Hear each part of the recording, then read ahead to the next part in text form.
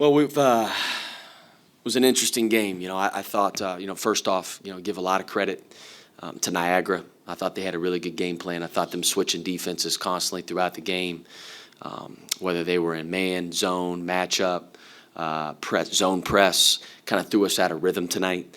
So give them a lot of credit. I thought we played hard. I thought they were more physical than us, though.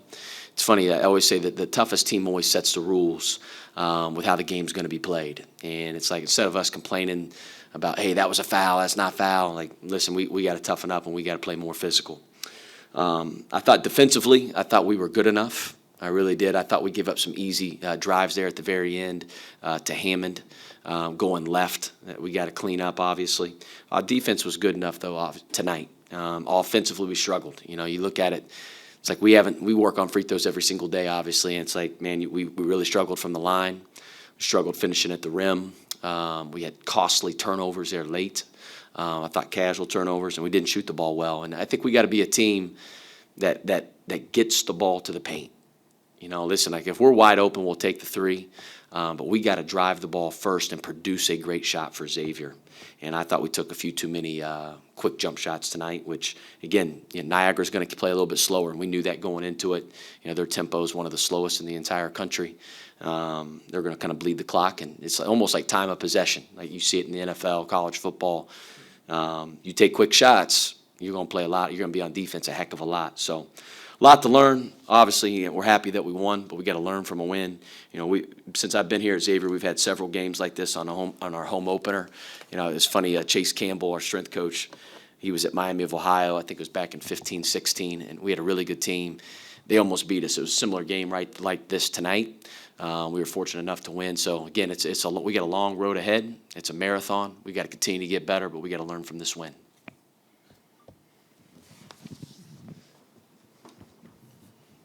Coach, were you a little bit surprised that you didn't have anyone who could match up with Hammond like that? I know in the scouting report and everything you spoke about how dynamic he was offensively, and you didn't really have anyone who could stop him tonight. Yeah, he just kept on going left, right? I mean, he's a lefty, and our guys knew that in the scouting report. We got to pay attention to details. We got to be detail-oriented. They kept on setting those ball screens at him. They kept on slipping out of him, right, to try to create a little bit of confusion to get him downhill, right, to his left hand. Our guys have to make the – we don't have listen, at this point in the season, your first game, second game, you don't have a lot of film, right? So we don't know what the heck they're really running. We're relying on last year, what they did last year. So you got to be able to make adjustments on the fly, right? So all of a sudden, it's like in a timeout, we say, hey, listen, that's what we call ghost to ball screen, slipping out of it, right, to try to create that angle to drive. Listen, you got to check back and make sure that the ball is good first and foremost if you're guarding the big. And we continually made the same mistake over and over again. We couldn't make that adjustment live like we needed to. We got to get better with that, right? Again, especially early on when we don't know necessarily what they're going to run kind of going into the game. And then offensively, you mentioned that you want to be a team that attacks and you kind of build your offense off that. Why do you think it took so long to get to a point where your guys started attacking? I think Paul had your first 2-point field goal with like 7 minutes left in the first half, but then it seemed like Colby started driving and Juan would start driving, but it took a while to get there. Why do you think that was? I think we fell in love with the three early. I think we made three early on in the game, and then it's all of a sudden, everybody wants to, it's like pop a shot. It's like, man, you got to earn your shots. That's what they wanted us to do. They want us to take quick shots. They want us to they want to hold the ball. It's the time of possession thing that I talked about just a few minutes ago. But we got to drive it. We got to move it and then drive it. Because if you try to drive it on the first side of the floor, right, like there's going to be nowhere to go. So you got to move the ball, then attack, and then play off of 2 feet. I thought we played off of 1 foot way too much in the paint tonight in the half court. And you can't do that. That leads to turnovers and missed shots around the rim that we should be finishing if we play off of 2 feet. Nate Johnson seemed to be struggling there. Did he have some cramping? What's the latest on him?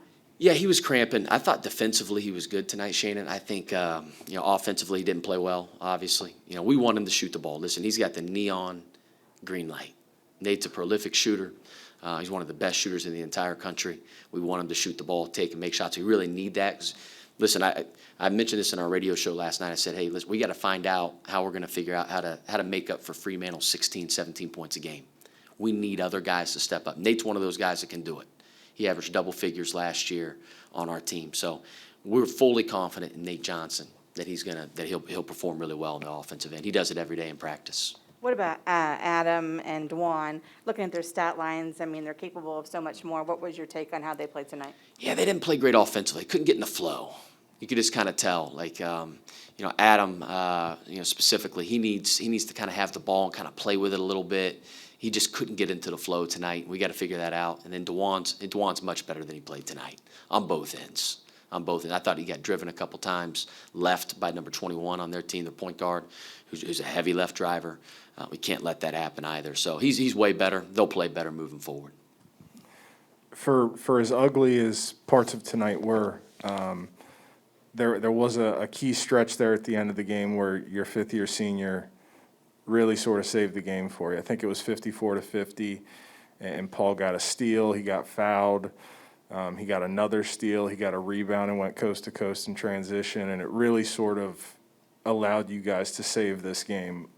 What was that like? I know you've seen it a bunch from him, but Yeah, he looked like an all Big East guard, right? He looked like an All-American level guard. We need him to do that for 40 minutes, from the jump. We ask a lot of Paul. He's got to be able to score. He's got to be able to play make. He's got to rebound. He's got to defend. But he's fully capable of doing it. But he was the reason we won the game, especially down the stretch. Like you said, Adam, he took over, willed our team to win. And that's what he does. Coach, what did you think of the potential of coaching moments in the final 4 minutes? Niagara diving all over the floor. Paul mentioned that one a few moments ago, that is something you guys are going to definitely have to work on. What kind of big teaching moment is that? Yeah, I think there's a lot. They got a couple loose balls, but, it's like fouling a three-point shooter. We just gave him 3 points. It's not being able to make the adjustment on the fly, right, where they were slipping all those ball screens. We gave up 9 points on that play alone. And we talked about it in the huddle. It's not like we're not talking about it, trying to make the adjustment. Our guys got to be able to do it, though. And those are the things that we got to get cleaned up moving forward, right? You can't continually make the same mistakes over and over and over and over again and expect great results, right? And, again, listen, it's early on in the year. We got to grow up a lot. We got to become a heck of a lot more detail-oriented. what was the conversation like with them after this game? I'd imagine you told them a lot of what you've told us, but what was that conversation like, and what was their response to it? I think they were good. They're upbeat. Listen, again, I'm going to keep on saying it. It's a marathon. It's early.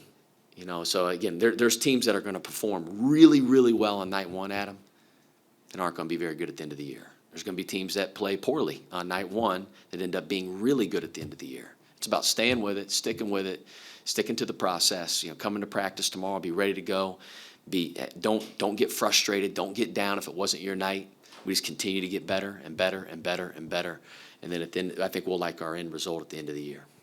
Can you walk us through the Junkyard Dog Award and why it went to Jerome Hunter tonight? Yeah, so we stat any hustle plays, right? Obviously, I think as all, like most fans do, the person that's glorified a lot of times is the guy that scores the ball, right? But all the hustle plays, whether it's diving on the floor, creating a deflection, stealing the ball, block shot, screen assist, there's a lot of different ways you can impact the game in a positive way to help the team win. And, Jerome won that tonight. We needed some more, I'll be honest, but again, he won it tonight.